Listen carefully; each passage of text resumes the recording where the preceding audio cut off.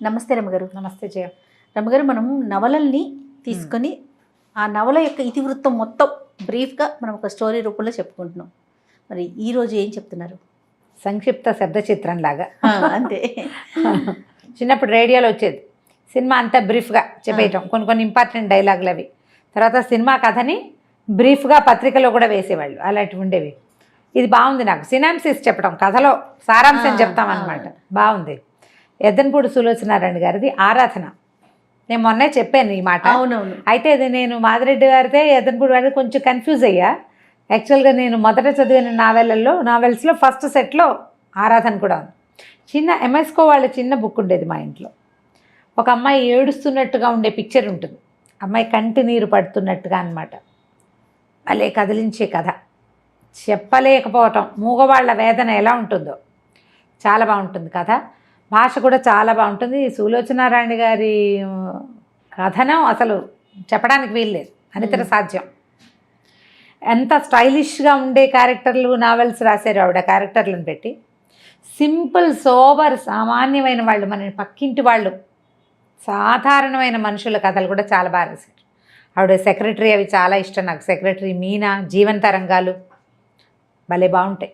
చాలా పుస్తకాలు నా సినిమాలుగా కూడా వచ్చినాయి. ఈ ఆరాధనని సినిమా తీసుంటారని, సీరియల్ తీసుంటారని నేను అనుకోను. ఎందుకంటే ఆరాధనలో హీరోయిన్కి మాటలు లేవు.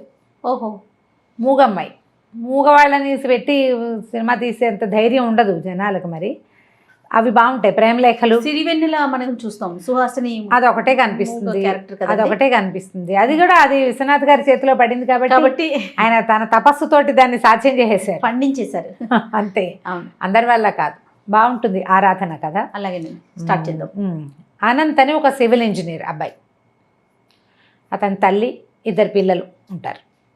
ఆవిడ పెద్ద కోడలు చనిపోయాక ఓ 2 సంవత్సరాలు అయ్యాక అతనికి మళ్ళీ పెళ్లి చేయాలని సంకల్పిస్తారు.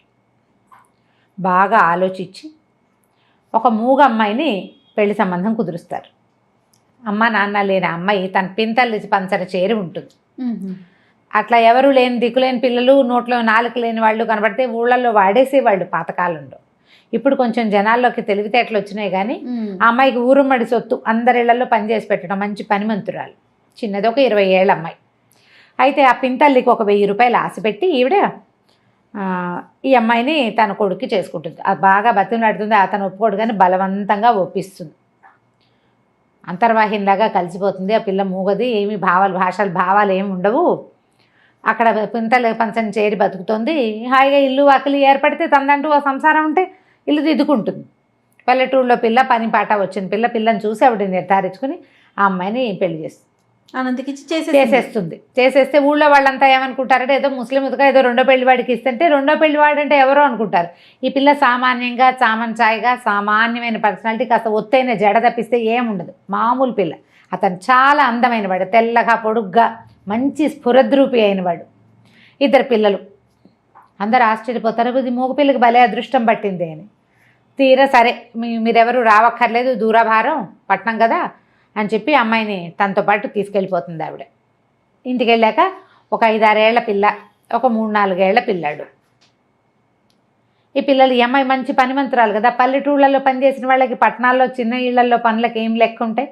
మెల్లిగా అత్తగారింటో అలవాటు పడుతుంది. అతనేమి అమ్మాయి ఇంట్లో ఒక పని మనిషి కింద ఉంటుంది అంతే.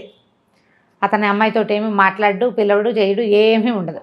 అంటే ముట్టనట్టు ఉంటాడు, తన దారిని తను ఉంటాడు. ఈ పిల్ల ఇంకా మెల్లిగా ఇంట్లో స్థిరపడుతుంది. భర్తని చూడడానికి, మరి భర్త అనేసరికి ఒక ఫీలింగ్స్ ఉంటాయి కదా. మనిషి ఏమో చాలా అందమైన వాడు అతను.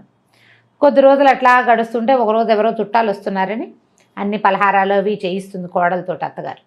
ఇంట్లో పని మనిషి మానేస్తుంది. ఆ పనులన్నీ కూడా ఈ అమ్మాయి మీద పడితే తన ఇల్లు, తన భర్త, తన పిల్లలు, తన అత్తగారు అనుకుంటుంది. ఎవరో చుట్టాలు వస్తున్నారని, వాళ్ళు వచ్చాక నీకు చాలా విషయాలు తెలుస్తాయని మొత్తం జరిగిందంతా చెప్తుందనమాట. తనకి తండ్రి లేడు ఈ అనంతకి చిన్నప్పుడే.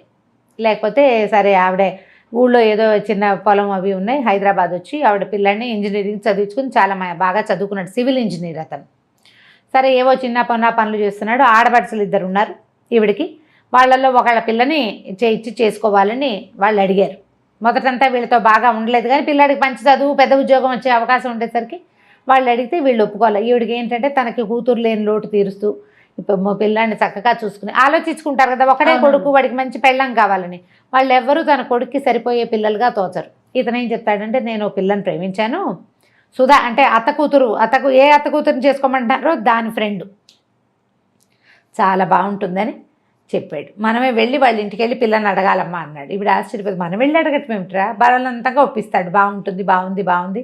బాగుంటుందని. తీరా వెళ్తే వాళ్ళ ఇంటికి ట్యాక్సీలో తీసుకెళ్తాడు. వెళ్ళాక ఆవిడకి తెలుస్తుంది వాళ్ళు బాగా డబ్బున్న వాళ్ళు, 2-3 ఆడపిల్లలు, ఎవరో తెలిసిన వాళ్ళు ఉంటారు. వాళ్ళు ఊరికే హలో అంటారు, కానీ పిల్లేమో బెంగాణి బొమ్మల్లే చాలా అందంగా ఉంటుంది, అపరిమితమైన నాజూకు, బోల్డంత ఆస్తిపరులు. ఈవిడ ఒప్పుకోదు ఆ పెళ్ళికి. వాళ్ళు పెళ్లి గురించి వాళ్ళు ఏం మాట్లాడరు. ఈవిడ ఆ ఇంటికి వెళ్ళి మీ పిల్లని మా పిల్లాడికి ఇవ్వండి అని అడగటం ఎలాగో ఈవిడికి అర్థం కాదు. ఇంటికి వచ్చాక తల్లి కొడుకు పోట్లాడుకున్నారు. ఆవిడ చెప్తుంది అనమాట ఈ సంగతి అంతా. తను చక్కగా కలిసిపోతుంది. నాకు ఎంతో ఇష్టం, ఆ రాధ అంటే పంచప్రాణాలు ఈ అనంత్కి. ఈవిడేమో అసలు ఆ పిల్లని పెళ్ళంగా ఉంచుకోవాలంటే నువ్వు ఎన్ని చెయ్యాలో తెలుసా, ఎన్ని పద్ధతులు మార్చుకోవాలంటే. వాళ్ళు కూడా పేదవాళ్ళేనమ్మా, మనలాంటి వాళ్ళే. క్రమంగా సంపాదించాడు ఆయన, పిత్రార్జితం కాదది. నేను కూడా అలాగే సంపాదిస్తాను, ఇంజనీరింగ్ చదివి నేను సంపాదించలేనా అంటాడు. రోజులు గడుస్తాయి. ఒకరోజు సాయంకాలం ఆ రాధని వెంట పెట్టుకుని పెళ్లి చేసుకుని తీసుకొచ్చేస్తాడు. ఓహో. తీసుకొచ్చాక ఆవిడకి తెలుస్తుంది ఆ అమ్మాయి ఒట్టి మనిషి కాదు. ఇంకా తొందరపడి పెళ్లి చేసేసుకున్నాడు. ఆ వచ్చిన రోజు నుంచి తప్ప మరుసటి రోజు నుంచి వీళ్ళ జీవితాల్లో సుఖం లేదు. ఇంకా మర్నాడు వాళ్ళ అమ్మ నాన్న వచ్చారు, తిట్టిపోసారు, నానా గోలా చేశారు. తర్వాత కొంచెం మెల్లిగా నెలలు వచ్చినాయి. దాని ఫ్రెండ్స్ వచ్చేవాళ్ళు. వీళ్ళు మా అమ్మాయి ఖరీదైన ఇళ్లలో ఉన్న అమ్మాయి, ఇంత చిన్న ఇల్లు ఇరుగ్గా ఉంది, పరిసరాలు బాగుండలేదు అంటే ఊళ్ళో ఉన్న ఇల్లు పొలం అన్నీ అమ్మేద్దామని తల్లిని బలవంత పెట్టాడు. ఊళ్ళో పొలాలు అమ్మేశారు. ఇళ్ళ స్థలం ఎంత కష్టపడి ఎన్నేళ్ళో దాచి పెట్టుకున్న స్థలాలు మరి ఇంకేం చేస్తుంది. ఈవిడ ఒకడే కొడుకు, 40,000 ఎంతో మొత్తానికి అమ్మేసి ఇక్కడ ఇల్లు అద్దెకి తీసుకుంటాడు, అన్నీ ఏర్పరుస్తాడు, కులాసాగా ఉంటారు. మరి పెద్ద పిల్లకి ఏడాది వస్తుంది, మొదట ఒక పాప పుట్టింది. ఆవిడ వాళ్ళ అమ్మ నాన్న బాగా రాకపోక చేసి పిల్లని తమకు ఇచ్చేయమంటారు. ఈ అమ్మాయి కూడా పంపుదామనుకుంటుంది, కానీ అతను ఒప్పుకోడు. నాకు తోబుట్టులు లేరు, ఎవరు లేరు, నేను ఒంటరిగా పెరిగాను, నా పిల్లలు నాతోటే ఉండాలంటాడు. ఈ పిల్ల కొంచెం ఏడాది నిండేసరికల్లా మళ్ళీ నెల తప్పుతుంది అమ్మాయికి. ఈసారి ప్రెగ్నెన్సీ కొంచెం కాస్త 2 నెలలు గడిచేసరికల్లా ఇల్లు జప్తు అయిపోతుంది. తల్లి పోట్లాడుతుంది, ఇంత డబ్బు పట్టుకొచ్చావు కదా, అంతా ఏం చేశాడో మరి వాడుతున్నాం కదా, జల్సాలకి వాడేసుకున్నారు డబ్బంతా. ఇక లబోదిబో. అక్కడి నుంచి ఏం చేస్తారు, వెంటనే ఇల్లు మారిపోయారు, చిన్న ఇంట్లోకి వెళ్ళారు. పిల్లకి కడుపుతో ఉన్న పిల్లకి మందు మాకు కూడా లేని స్థితి వచ్చేసింది. అతనికి ఉద్యోగం రాలా. ఆ ఊరు నుంచి తెచ్చిన డబ్బుతో ఇల్లు అవి కొనేసి అది చేసి ఖర్చు పెట్టేశాడు, ఎంజాయ్ చేసేసాడు. ఈ పిల్ల వాడికి అతనికి ఏంటంటే ఆ భార్య అమిత వ్యామోహం అమ్మాయి అంటే, దాన్ని సంతోషంగా ఉంచడమే కావాలంతే.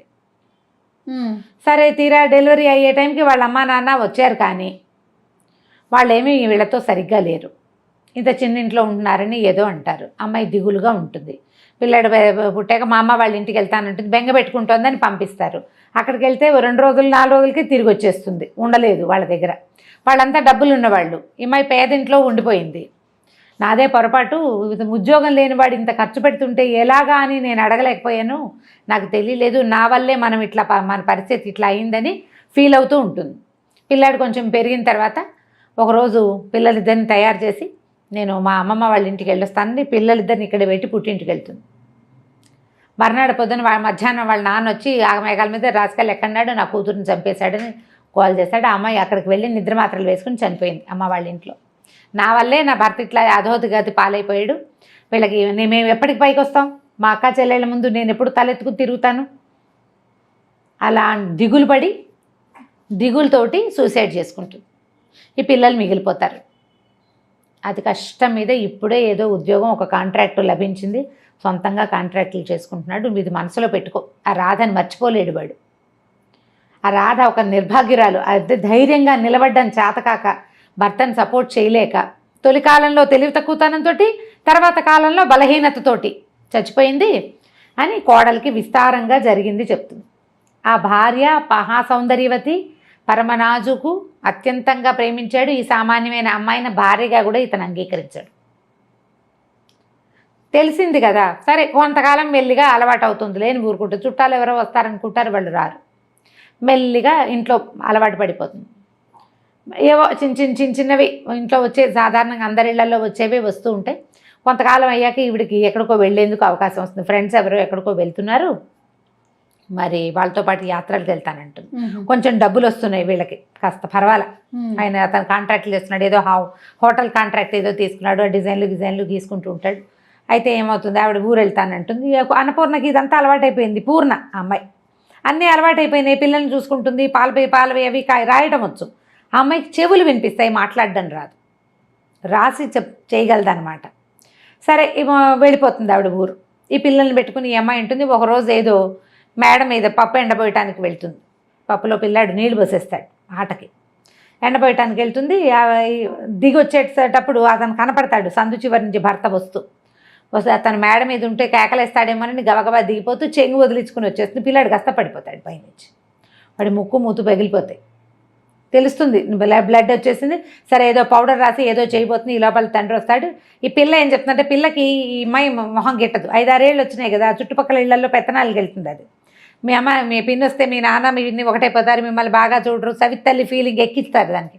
అదెంతసేపు మూగిపోద్దని దీన్ని అమ్మాయిని అన్నపూర్ణని తిడుతూ ఉంటుంది, ఎక్కిరిస్తుంది పిల్ల. 4-5 ఏళ్ల పిల్లలు అలా బిహేవ్ చేస్తారు. ఆ పిల్ల ఏం చేస్తుంది, నాన్న తమ్ముడు పప్పులో నీళ్ళు పోసాడని పిన్నే తమ్ముడు తోసేసింది అంటుంది. అయ్యో అనేసరికి చెంపకాయ కొడతాడు ఈ అమ్మాయిని. అసలు పిల్లల కోసమే కదా నువ్వు వచ్చావు, వీళ్ళు లేకపోతే నీ మొహం చూడాల్సిన అవసరం కూడా ఉండేది కాదు నాకు అని చెప్పి ఈ పిల్లాడినేమో హాస్పిటల్కి తీసుకెళ్తాడు. ఆ రాత్రంతా భారంగా గడుస్తుంది. మర్నాడు పొద్దున పిల్లాడు మాటలు వచ్చేసిన పిల్లవాడే కదా, వాడు పిన్ని నన్నేం తొయ్యలేదు, నేనే పడిపోయాను చెప్తాడు. ఆ పిన్ని దిగేశాక నేను పడ్డానని చెప్తాడు. పిన్ని అక్కడ లేదా, దిగేసింది. అయినా పిన్ని నన్ను కొట్టదు, పిన్ని మంచిది. అక్కే ఎంతసేపు పిన్నితో ఎక్కిరిస్తుంది, పిన్నితో సరిగ్గా మాట్లాడుతూ అడుగుతాడు కూతుర్ని, అలా ఎందుకు చెప్పావు నువ్వని. ఏమో నాకేం తెలుసు, పప్పులో నీళ్ళు పోసాడు, నేను కేకలేశాను, ఆవిడేం అనలేదు, మూగిది కదా అదేం అందు, పైనుంచి వచ్చింది, వెనకాల వాడు పడ్డాడు, పిన్ని తోసేసింది అనుకున్నా కోపంతో అని చెప్పేస్తుంది. ఇక ఈ భార్యని పాపం అతనికి ఏం చేయాలో తెలీదు, దీనికి మాటలు రావు. ఒకవేళ నేను కాదు అవును అని చెప్పడానికి కూడా అమ్మాయికి చేత కాదు. సరే ఇంకా భార్యను కన్సోల్ చేసి దగ్గరికి తీసుకుంటాడు. మెల్లిగా ఆ అమ్మాయితోటి ఉండటానికి అలవాటు పడిపోతాడు. అమ్మాయి ఎక్స్ప్లాయిట్ చేయడం చేత కాదు, తనకి క్లోజ్గా ఉంటుంది అంతే. ఆ ఊరు నుంచి వచ్చిన తర్వాత అత్తగారికి తెలుస్తుంది వీళ్ళిద్దరూ బాగా క్లోజ్ అయ్యారు, అతను మామూలుగా ఉంటున్నాడు ఈ అమ్మాయితోటి అని. కొద్ది రోజులు గడిచాక ఈ అమ్మాయి ప్రెగ్నెంట్ అవుతుంది. అయ్యేసరికల్లా ప్రెగ్నెన్సీ పనికిరాదనుకుంటారు వీళ్ళకి అన్ని పనులు చేసేయాలి, ఇల్లంతా ఏర్పాటు చేసేయాలి, మంత్రదండ ఉన్నట్టుగా ప్రవర్తించాలి. కానీ వాళ్ళకి హక్కులు ఉండకూడదనే ఒక ధోరణి. ఎవరికి కొడుక్కి కొంచెం ఉంటుంది, అత్తగారికి ఎక్కువ ఉంటుంది. భయాలు వస్తాయి రకరకాలు. ఇప్పుడు ఏదో ఇంట్లో అన్నీ చూసుకుంటుంది, పిల్లలు పుడితే పిల్లల్ని సరిగ్గా చూడదేమో, ఆ భయం ఉంటుంది కదా. అక్కడి నుంచి ఏం చేస్తుంది అత్తగారు, వద్దు ప్రెగ్నెన్సీ, అతను కొంచెం ముందు వెనక ఆడతాడు, ఏమై కాదమ్మా డాక్టర్ దగ్గర తీసుకెళ్ళి నిర్ధారించుకుని ఆ ఒక ఇంజక్షన్తో సరిపెడతామని చెప్పి ఈ అమ్మాయికేమో అదంతా అర్థమైపోతుంది. ఆ పొట్టలో ఉన్న పిల్లే నాది, అమ్మా నాన్న లేరు, భర్త బాగున్నప్పుడు బాగుంటాడు, లేనప్పుడు లేదు. ఆ పిల్లలు ఎప్పుడు పరాయి పిల్లలు, తను ఎంత బాగా చూసినా కూడా. తన పొట్టలో ఉన్న శిశువు తనది, ఆ బేబీని ఉంచుకోవాలనుకుంటుంది. ఇంజక్షన్ చేయించడానికి ఆ డాక్టర్ దగ్గర తీసుకెళ్తాడు, ఇంగ్లీష్లో మాట్లాడతాడు. అంతా అయ్యాక అమ్మాయి ప్రిస్క్రిప్షన్ ప్యాడ్ మీద వద్దు నాకు ఇంజక్షన్ చేయదు, నాకు ఈ పిల్ల కావాలని రాసేస్తుంది. డాక్టర్ ఏమో అది చూసి అతను చెడమడా కేకలేస్తుంది. తెలియకుండా చేస్తే ఎలాగండి, నేను అట్లా చేయను, ఇది ఇల్లీగలు అని చెప్పేసి ఇంటికి తీసుకొచ్చి చెడమడా కేకలేస్తాడు, బాగా కేకలేస్తాడు. నువ్వు వెధవం చేస్తావు, ఇక్కడే చెప్పచ్చు కదా ఆ మాట అంటాడు. ఇక్కడ చెప్పడానికి అత్తగారు అవకాశం ఇవ్వదు. అక్కడికి వెళ్ళాక ఇంకేం అవకాశం, దొరికిన అవకాశం యూజ్ చేస్తుంది అనమాట. దాంతో అతను ఏం చేస్తాడు, ఇక భార్యతో మాట్లాడడం మానేస్తాడు. అత్తగారు అసంబద్ధంగా ఎవడేం సరిగ్గా ఉండదు. కొంచెం నెలలు వస్తాయి, 4-5 నెలలు అయితే ఏమవుతుంది, అతను ఏదో హోటల్ కట్టే ప్లాన్ వేస్తున్నాడు కదా, ఆ హోటల్ అంతా రెడీ అయ్యాక భార్యని పిల్లల్ని అందరిని తీసుకెళ్తాడు చూపించడానికి, తల్లిని అందరిని తీసుకెళ్ళేసరికి అలా పైకి వెళ్ళాక ఈ అమ్మాయి కనిపిస్తుంది. వాళ్ళంతా సంతోషంగా ఉన్నారు. నేనే ఏమిటో పరాయి దాన్ని, ఈ పిల్ల మీద వ్యామోహం ఏమిటి నాకు, వీళ్ళకి నేను ఎలాగో పనికిరాను. ఎందుకంటే అతను మాట్లాడలేదు, అమ్మాయి సామాన్యంగా సింపుల్గా ఉంటుంది, అతను మనిషి బాగుంటాడు, పిల్లలు అందంగా ఉంటారు. అత్తగారు తల్లి కొడుకు అతుక్కుని ఉంటారు, వాళ్ళు క్లోజ్ ఎక్కువ తల్లితోటి ముందు నుంచి కూడా. ఒక తన మీద తనకే ఒక రకమైన అయిష్టం వస్తుందన్నమాట. ఈ కడుపులో ఉన్న శిశువు మీద కూడా ఆ ఆకర్షణ పోతుంది. అంతకుముందంటే ఆ పిల్ల నాకు కావాలనుకుంటుంది కదా, ఏం చేస్తుందంటే ఇక్కడి నుంచి దూకేయాలనుకుంటుంది. మెట్లు లేని వైపుకి కాలు వేసి దిగిపోతుంది, పడిపోతుంది. పడిపోయేసరికి ప్రెగ్నెన్సీ పోతుంది. అత్తగారు అయ్యో అదేమిటో అమ్మ కాలు చెయ్యో విరిగితే ఎంత పని అయ్యేది అంటుంది. వీళ్ళకి కావాల్సింది అదే కదా, ఇప్పుడు తీగానే మాట్లాడతారు. వీళ్ళు పిల్లని లేకుండా చేయాలనే కదా చూశారు. సరే బాగా సారీ చెప్తాడు. మెల్లిగా కొన్నాళ్ళకి మళ్ళీ లైన్లో పడుతుంది, అంతా నార్మల్గా ఉంటుంది. ఇతనికి కొత్త కొత్త పనులు వస్తాయి, పరిచయాలు పెరుగుతాయి, పెద్ద ఇల్లు తీసుకుంటారు, వాళ్ళంతమంది వస్తూ ఉంటారు. క్రమంగా ఈ అమ్మాయికి ఇతనితో క్లోజ్గా ఉండాలనే ఫీలింగ్ కూడా. ప్రెగ్నెన్సీ పోయేసరికల్లా ఆడవాళ్ళకి సహజంగా ఒక అయిష్టం వచ్చేస్తుంది. అంతకుముందు భర్త అంటే చాలా ప్రీతి అవన్నీ ఉంటాయి, పాపం సహజంగా ఉండేదే కదా. కానీ పార్టీలు ఫంక్షన్లు వాళ్ళని వీళ్ళని పిలవటాలు ఎప్పుడు పనిచేస్తూనే ఉంటుంది. ఓ రోజు ఎవరో వస్తారు చాలామంది, వాళ్ళు ఒక చంటి పిల్లని తెస్తారు. వాడు తెగ ఏడుస్తాడు ఆ పార్టీలో. ఏడిస్తే పొద్దు నుంచి పని చేసుకుంటూ పిచ్చి చీర జుట్టు జడంతా పిచ్చి పిచ్చిగా పాయలు బయటకు వచ్చేసి మాసిపోయినట్టున్న బట్టలతో ఉన్న ఈ అమ్మాయి ఏం చేస్తుంటే ఆ పిల్లాడు ఏడుపుని తట్టుకోలేకపోతుంది. కొంచెం ప్రెగ్నెన్సీ పోయి ఉంది కదా, ఆ పక్కన పరిగెత్తుకుంటూ వచ్చి ఆ పిల్లాడిని తీసుకెళ్తుంది లోపల. పని మనిషి అనుకుంటారు వాళ్ళు. పిల్లాడు పాలు తాగిచ్చింది, ఫ్యాన్ వేసి కాస్త చొక్కా బొడదీసి కాస్త ఏదో మంచినీళ్ళు పట్టేసరికి వాడు సర్దుకుంటాడు. ఆవిడ లోపలికి వస్తుంది, పాలు ఉన్నాయా అవి ఉన్నాయి ఇవి ఉన్నాయని అడుగుతూ. తీరా అతను ఆవిడ చెప్తున్నాను మీరు ఇంకా పెళ్లి చేసుకోవచ్చు, అదేంటి పెళ్ళి ఎందుకంటే ఇదిగో నా వైఫ్ ఈవిడే అంటే ఆశ్చర్యపోతుంది ఆవిడ. అమ్మాయి అన్నాము, తను మూగది, మాట్లాడలేదు, బయటికి రాదు, పని చేస్తుంది ఎక్కువగా అని చెప్తాడు. వాళ్ళు ఆశ్చర్యపోతారు. అప్పటి నుంచి ఇతనికి ఏమనిపిస్తుంది అంటే వైఫ్ని అన్ని చోట్లకి తిప్పాలి, ఈ అమ్మాయిని ఇట్లా మూల ఉంచకూడదు అనిపిస్తుంది. వెనకాలకు తిప్పుకుంటాడు, భార్యను బాగా దగ్గర తీసుకుంటాడు. అత్తగారికి నచ్చదు. దీనికి ఎందుకురా మూగిది, అది ఇంట్లో ఉండేదానికే అంటుంది. అయినా అతను ఒప్పుకోడు. కాదమ్మా నేను అట్లా వదిలేను, తను వచ్చాకే నా జీవితం బాగుపడింది, ఇల్లు ఎప్పుడు శుభ్రంగా ఉంటుంది, పిల్లలు కడిగిన ముత్యాల్లా ఉంటారు, ఖర్చు రూపాయి ఎంత రూపాయి ఇస్తే అందులోనే ఖర్చు పెడుతుంది, ససేమిరా రూపాయి ఎక్స్ట్రా చేయదు, మంత్రదండం ఉన్నట్టుగా ప్రవర్తిస్తుంది, చేతిలో పని చేసుకుంటుంది. రాధతో నా జీవితం ఇలా కావాలనుకున్నా, కానీ రాధకి పని రాదు, పాట రాదు, ఏమీ రాదు, అందం తప్ప. నేను రాధను ప్రేమించాను కానీ నాకు కావాల్సింది ఇది జీవితం, ఇది ఈ అమ్మాయి దగ్గర ఉంది అని ఇంకా భార్యను తనతో పాటు తిప్పుకోవటం మొదలు పెడతాడు. కొద్ది రోజులు అయ్యాక ఎవరో ఒక పార్ట్నర్ కలుస్తారు.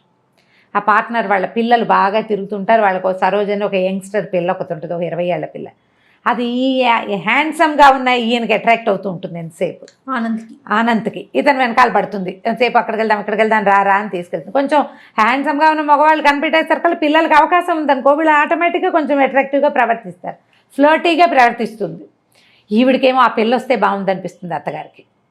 ఇప్పుడు నువ్వు నేను ఉంటామా, మన ఇల్లు ఎప్పుడూ నిశ్శబ్దంగా ఉంటుంది. పిల్లలిద్దరు, రెండో పిల్లాడు కూడా స్కూల్కి వెళ్ళిపోవటం మొదలు పెడతాడు. పని లేదు, పని వాళ్ళు ఉన్నారు ఇంట్లో.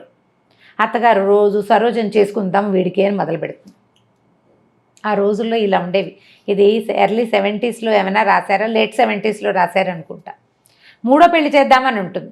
ఈ మూగ పిల్లని చేసుకుని ఏం చేస్తాడు, వాడు లక్షాధికారి అయ్యాడు, ఇప్పుడు సంపాదిస్తున్నాడు, సంఘంలో పరువు ప్రతిష్ట, నలుగురిలో బయటికి వెళ్ళాలి, ఎవరినైనా తీసుకెళ్ళాలి తనతో పాటు. ఈ పిల్లకి మాటామంతి రాదు, సామాన్యంగా ఉంటుంది. వాడు అందానికి తగిన పిల్ల కాదు. అనవసరంగా తొందరపడి ఈ పిల్లని చేసుకున్నానేమో అనిపిస్తుంది ఆవిడికి. ఆయన పిల్లల్ని పెంచి పెద్ద చేస్తుంది, స్కూల్కి పంపుతుంది, చక్కదిద్దుతుంది, అవన్నీ వేరే, పనికిరాదు, అయినా పనికిరాదు. అయితే ఏమవుతుంది, ఈవిడికి ఎలాగైనా ఈ అమ్మాయిని పంపేసి ఆ సరోజని తెచ్చేసుకుందామని ఉంటుంది. అయితే ఏమవుతుంది, ఇంతలో ఈ అమ్మాయికి ఊరి నుంచి ఉత్తరం వస్తుంది. వాళ్ళ బాబాయ్ రాస్తారు, పింతల్లికి అస్సలు ఒంట్లో బాగోలేదని అన్నపూర్ణని పంపించమంటే అమ్మాయి దొరికింది ఛాన్స్ అని ఈవిడేం చేస్తుంది, ఈ అమ్మాయిని ఊరెళ్ళమంటుంది. అప్పటికే చెప్తుంది సరోజని చేసుకుందాము వీడికి అని. ఆ అమ్మాయికి విరక్తిగా ఉంటుంది, ఏం చేయాలో తెలియదు. ఇవన్నీ చేశాక ఇప్పుడు నన్ను పక్కన నువ్వు ఉండు ఇంట్లోనే, దాన్ని చేసుకుంటాడు సరదాగా అంటుంది. ఆ పూటే అతను అమ్మాయి వచ్చి ఇతన్ని సినిమాకో ఎక్కడికో లాక్కెళ్తుంది. ఈ పిల్ల నేను అన్నపూర్ణని ఊరు తీసుకెళ్తాను, ట్రైన్ ఎక్కిస్తాను, మీరు సినిమాకి వెళ్ళండి అని వాళ్ళని పంపించేస్తుంది. ఈ అమ్మాయికి తన ఎదురుగుండానే భర్త అమ్మాయితో కలిసి కారులో వెళ్తుంటే ఇక వీడు నాకేం దక్కుతాడు అనిపించేస్తుంది, విరక్తి పుట్టేస్తుంది కదా. సరే ఊరు వెళ్ళిపోతుంది. ఊరు వెళ్ళేసరికి అలా కొద్ది రోజులకే ఈ 4 6 పిల్లలు ఉంటారు ఆ పింతల్లికి. బాబాయ్ ఏమో పక్షవాతంతో మంచం మీద ఉన్నాయినా ఆవిడ కాస్త పోతుంది. పిన్ని పోయేసరికల్లా మరి ఆ ఇల్లు భారం ఎవరి మీద పడుతుంది, ఈ అమ్మాయి, ఆ ఇంటికి పెద్దది ఈ అమ్మాయి. సరే ఇంకా మెల్లిగా అక్కడ స్థిరపడుతుంది. పోయిందని తెలియగానే ఈవిడేమనుకుంటుంది, రాజేశ్వరమ్మ గారు అనంత్ వాళ్ళ అమ్మ, అమ్మయ్య ఆ ఇంట్లోకి దీని అవసరం ఉంది ఎలా ఫిక్స్ అయిపోతుంది, కొన్నాళ్ళ పాటు రాదు. ఆ లోపల మన వ్యవహారం చక్కబెట్టేసుకోవచ్చు అనుకుంటాం. అక్కడి నుంచి వచ్చి 2 రోజులు ఇక్కడ ఉండి మరి 4 చూసి నేను వెళ్ళొస్తాను, కాస్త డబ్బులు ఏవో కోడల చేతిలో పెట్టి ఇక్కడ అన్నీ సర్దుకున్నాకే మెల్లిగారా, తొందర ఏం లేదు అని కోడల చేత మా భర్త ఇంకో పెళ్లి చేసుకున్నాడు నాకు అభ్యంతరం లేదని కాగితం మీద సంతకం పెట్టించుకుని పట్టుకెళ్తుంది. అతని పార్ట్నర్ తోటి మాట్లాడితే మీ కోడలు కనుక సంతకం పెడితే మేము పెళ్ళికో రెడీ అని చెప్పారు. వాళ్ళు ఒప్పుకున్నారు. సంతకం పెట్టి ఈ కాగితం నా దగ్గర ఉంటే వాళ్ళు ఒప్పుకుంటారని చెప్పి సైన్ చేయించేసుకుంటారు. ఎన్ని రోజులైనా ఈ అమ్మాయి ఇక్కడి నుంచి కదలకపోయేసరికల్లా బాబాయికి ఆశ్చర్యంగానే ఉంటుంది, ఏమిటి వెళ్ళదు, వాళ్ళ అత్తగారు ఉత్తరం రాయదేమిటి అని. అయితే మెల్లిగా ఏం చేస్తుందంటే ఈ బాబాయ్ గారు మరి ఇంకేం చేస్తారు, ఇల్లు చూసుకోవాలిగా, ఆయన ఏమో ట్యూషన్లు చెప్పడం మొదలు పెడతాడు. ఈ అమ్మాయి ఏమో ఈ పిల్లలకి వెనకాల దొడ్డంతా బాగు చేసి కూరగాయలు వేయిస్తుంది, బట్టలు కుట్టించి నలుగురికి ఊళ్ళో. మరి వీళ్ళకి డబ్బులు ఎక్కడి నుంచి వస్తాయి పాపం, అంతకుముందు పిన్ని ఏదో చేసేది. మెల్లిగా పిల్లల్ని ఇల్లు సంసారం అక్కడ దిద్దింది కదా, ఇక్కడ కూడా దిద్దడం మొదలు పెడుతుంది. మొదలు పెట్టేసరికల్లా ఉత్తరం గిత్తరం ఏం రాదు. బాబాయ్ నిలదీసి అడుగుతాడు, ఏమిటమ్మా మీ ఆయన ఉత్తరం రాయలా, మా అత్తగారు ఉత్తరం రాయలేదంటే, బాబాయ్ ఇంక నేను వెళ్ళను, మా అత్తగారి ప్లాన్లో ఉంది, నా శక్తి ఉన్నంత వరకు నీ ఇల్లు కాపాడుతాను, నీతో పాటు నన్ను ఉండనివ్వని. ఆయన ఆశ్చర్యపోతాడు, ఏం చేయాలో అర్థం కాదు.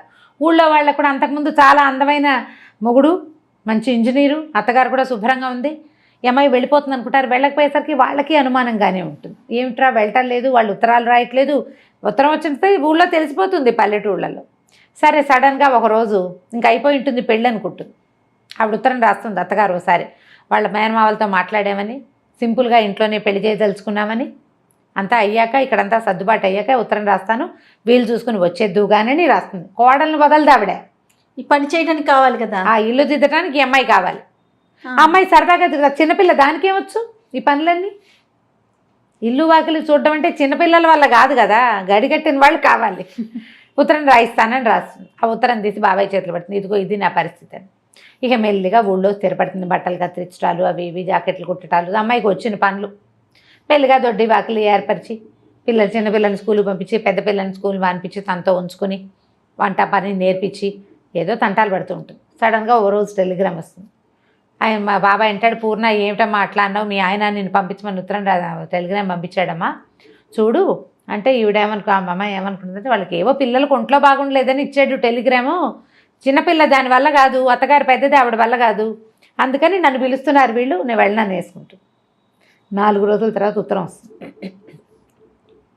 ఈయనకే రాస్తాడు, రంగనాథం గారు నేను అనంతని మా అమ్మ తీర్థయాత్రలకు వెళ్ళింది, పిల్లలకి తీవ్రమైన అనారోగ్యం, బాబు దక్కేలాగా లేడు, పూర్ణని పంపించండి, నేను ఒక్కడినే చూసుకోలేకపోతున్నాను, నాకు చాలా పని ఒత్తిడి, పిల్లలకి జ్వరాలు అని రాసేసరికి ఇక ఆగలేకపోతుంది.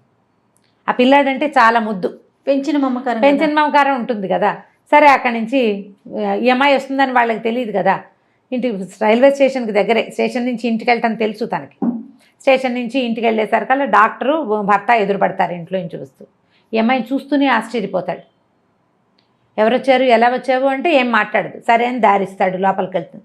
ఇల్లు నేను వదిలిని పెట్టిన ఇల్లేనా ఇది అని ఆశ్చర్యపోతుంది. ఇల్లంతా మురికి కూపం, అత్తగారు ఇట్లా ఉన్న ఇల్లు ఎలా వదిలిపెట్టి వెళ్ళిపోయిందో అర్థం కాదు అమ్మాయికి. పిల్లలు మంచాల మీద ఉన్నారు, మంచాన్ని బంతిలా ఉండే పిల్లాడు బల్లిలాగా మంచానికి అతుక్కుపోయి కనిపిస్తాడు. ఆ కూతురికి విపరీతమైన జ్వరం, ఇల్లంతా మందు సీసాలు, అతని చొక్కాకి గుండీలు లేవు, ప్యాంట్ మీదంతా మందు మరకలు, ఇల్లంతా మహాలోకంలాగా ఉంటుంది, మాసిపోయిన బట్టలు ఎక్కడ పడితే అక్కడ. ఈయన టెన్షన్తో కాల్చేసిన సిగరెట్ పీకలు. ఏం చేస్తారు, అక్కడి నుంచి వచ్చాడు. వచ్చిన తర్వాత చూస్తే పిల్లకి బాగా సీరియస్ అయిపోతుంది. పిల్లవాడికి జ్వరం జారినప్పుడే పిల్లకి సీరియస్ అయిపోతుంది. ఏవో మందులు తీసుకొస్తాడు. ఏం చేస్తుంది, ఇంకా గబగబా కొంగు బిగించి మెల్లిగా ఓ పక్క నుంచి మొదలుపెట్టి ఇల్లంతా ఊడ్చి ఎత్తిపోసి చెత్తలని పిల్లల పక్కలు మార్చి తను తెచ్చుకున్న పెట్టెలోంచి పక్క దుప్పట్లేవి, ఉతికిన దుప్పట్లే లేవు ఆ ఇంట్లో. తను తీసుకొచ్చిన సూట్ కేసులోంచి తన చీరలే, ఇస్త్రీ పెట్టుకున్న చీరలన్నీ మడతలు విప్పి మంచం మీదేసి పిల్లల్ని పడుకో. శుభ్రమైన పక్కన లేకపోతే జబ్బులు పెరిగిపోతాయి. ఆ ఇంట్లోకి రాగానే అతను కనిపిస్తుంది, అన్నపూర్ణ చేతిలో ఏదో మంత్రదండ ఉంది, ఇల్లంతా క్లీన్, గంటలో పక్కలు చూస్తే పడుకోవాలనిపిస్తుంది. ఎన్నిసార్లు అనుకుంటాడనమాట అతను, ఈ అమ్మాయి ఉండబట్టే నా జీవితం హాయిగా ఉంది అని. అది ఇప్పుడు అనిపిస్తుంది. సరే పిల్లవాడికి ఏదో ఎప్పటికీ ఎన్ని రోజులు తిండి పెడితే వాడు కోలుకుంటాడు. ఈ పిల్ల కాస్త బాగా దిగినా వెళ్ళిపోతుంది. ఒళ్ళు వెచ్చబడితే బతుకుతుంది, లేకపోతే లేదు. చల్లబడిపోయింది అనమాట, శరీరం వెళ్ళు ఇదంతా పోయింది. సరే అక్కడి నుంచి చూస్తూ ఉంటారు ఇద్దరు ఒంటి మీద చేసి ఒక తెల్లవారుజామున ఎప్పటికో మొత్తానికి దానికి పిల్ల కాస్త పొట్ట దగ్గర వెచ్చబడుతుంది. సరే అప్పుడు లేచి మళ్ళీ మందేసి డాక్టర్ని పిలుచుకొచ్చి ఏదో చేస్తే మొత్తానికి పిల్ల సేఫ్. అక్కడి నుంచి పెళ్ళాన్ని దగ్గర కూర్చోబెట్టుకుంటాడు. నువ్వు ఎందుకు వెళ్ళిపోయావు? ఎవరికైనా మంచి వాళ్ళకి అన్యాయం చేస్తే అది మనకే కొడుతుంది. నేను నీకు చేసిన అన్యాయం, నీ గర్భంలో ఉన్న శిశువుని చంపేద్దామని ప్రయత్నం చేసి ఎంత పొరపాటు చేశానో, పిల్లాడికి అనారోగ్యం వచ్చి వాడు తలకిందులైపోయినప్పుడు నాకు నువ్వే గుర్తొచ్చావు. నీ పట్ల చాలా అనుచితంగా ప్రవర్తించాను నేను. మా అమ్మ ఏమో ఇప్పుడు కొత్తగా ఇంకోటి మొదలుపెట్టింది, ఆ సరోజని నన్ను పెళ్లి చేసుకోమంటుంది. నాకు అలాంటి పెళ్ళాం అక్కర్లేదు. రాధని నేను చాలా ప్రేమించాను, కానీ నాకు రాధతో నాకు కావాల్సిన జీవితం అయితే లభించలే. అది నీ దగ్గరే లభించింది. నువ్వు ఉండటం వల్లే నేను హాయిగా ఉన్నాను. ఎంత పని చేసి వచ్చినా ఇంటికి వచ్చేసరికల్లా తెల్లటి పక్కలు, వేడి నీళ్ళు, శుభ్రమైన భోజనం, అంతకంటే ఏం కావాలి జీవితానికి? చాలా శ్రమపడి వచ్చిన వాడికి అదే కావాలి. నాకు ఆ విశ్రాంతి నీ దగ్గరే లభించింది. నేను వద్దన్నాను, నా మీద కోపంతో అమ్మ తీర్థయాత్రలకు వెళ్ళిపోయింది. నాకు తెలిసిన అమ్మాయి కడుపుతో ఉంటుంది, ఇవి వచ్చేసరికి తెలుస్తుంది అనమాట. తను ఆశ్చర్యపోవడానికి కారణం అమ్మాయి గర్భవతి అని తెలియదు ఇతనికి. లేత నెలల్లోనే వెళ్ళిపోతుంది. 4-5 నెలలు గడిచిపోయినాయి కదా, వెళ్ళిపోయి కొంచెం పొట్ట ఎత్తుగా కనపడితే ఇతనికి తెలుస్తుంది అనమాట. అప్పుడు నువ్వు ఇక్కడే ఉండిపో, నువ్వు ఇలాంటి ప్రయత్నం చేయొద్దు, నువ్వు నాతో పాటే ఉండు, నువ్వు లేనిదే నేను ఉండలేను. అసలు నేను రాధ వెళ్ళిపోయినా భరించగలిగాను, నువ్వు లేకపోతే నువ్వు ఉండటం నా వల్ల కాదని చెప్పేస్తాడు. ఏం సమాధానం చెప్తుంది అమ్మాయి? ఏంటి బోల్డని అనుమానాలు వస్తాయి. వీళ్ళకి తను అక్కర్లేదు అని తెలుస్తూ ఉంటుంది ప్రతిసారి. ఇప్పుడు తనే కావాలని అర్థమైంది కదా, ఇప్పుడు మాటలు లేవన్నమాట. ఇంకా ఇదే లాస్ట్ సీన్. ఎంత బాగా రాస్తారంటే చిన్న డీటెయిల్స్ కూడా ఎట్లా ఒకళ్ళు ఇంకొకళ్ళని అపార్థం చేసుకుంటారు జీవితంలో. పిల్లలు ఎట్లా కొంతమంది దగ్గర అవుతారు, ఎలా దగ్గరికి రారు. మనుషులు ఎంత స్వార్థపరులుగా ఉంటారు. చిన్నప్పటి నుంచి ఈ పిల్లతోటి పని చేయించుకుని పింతలేమో 1000 రూపాయలకి ఆశపడి ఈ పెళ్లి చేస్తుంది. చూడండి, అన్ని పనులు చేయించుకుని తన కొడుకు బాగా జీవితంలో స్థిరపడంగానే ఈ అమ్మాయిని వదిలించుకుని ఇంకో కోడల్ని తెచ్చుకోవాలనుకుంటుంది అత్తగారు. అలాగే ఉంటారు కదా మానవ నైజాలు. ఇట్లా జీవితానికి దగ్గరగా ఉండే కథలు కొన్ని ఎంత కదిలిస్తాయంటే, ట్రై చేసి అంటే అందరూ మనసులోని మనసు ఎక్కడ దొరుకుతుంది అని అడుగుతున్నారు. బుక్ షాపుల మీద పడి వెతకాలమ్మా. మన దగ్గరలో ఉన్న బుక్ షాప్స్ వెతుక్కోవాలి, బుక్ ఫెయిర్స్కి వెళ్ళాలి. మీరే కొత్తవి ఇన్వెంట్ చేసి చూసి కొత్త పుస్తకాలు తెచ్చుకోగలుగుతారు. నన్ను ఒకరు అడిగితే నేను అదే, మీరు వెళ్ళి షాప్కి ఏమైనా ఎక్కడ దొరుకుతుంది అని అంటే మందా మాక పుస్తకం షాప్లోకి వెళ్ళి కొనుక్కోవటమే, వెతకటం దానికోసం. బుక్ హౌస్లు మనకి ఆన్లైన్ కూడా దొరుకుతాయి. ట్రై చేసి కొని చదివి చూడండి. ఆరాధన, ఎద్దనపూడి సులోచనారాణి గారి ద బెస్ట్ నావెల్స్లో ద బెస్ట్ నావెల్. రీడింగ్ స్కిల్స్ని డెవలప్ చేయడంలో భాగమే ఈ నావెల్స్, ఈ కథలు చెప్పటం. మళ్ళీ ఒకసారి అంటే ఆల్రెడీ పుస్తకాలు చదివే హ్యాబిట్ ఉన్న వాళ్ళందరూ చదువుతారు, వాళ్ళకి మనం చెప్పాల్సిన పనే లేదు. మళ్ళీ ఒకసారి గుర్తు చేసుకుని చదవాలనిపించేలాగా చేస్తుంది ఒకటి.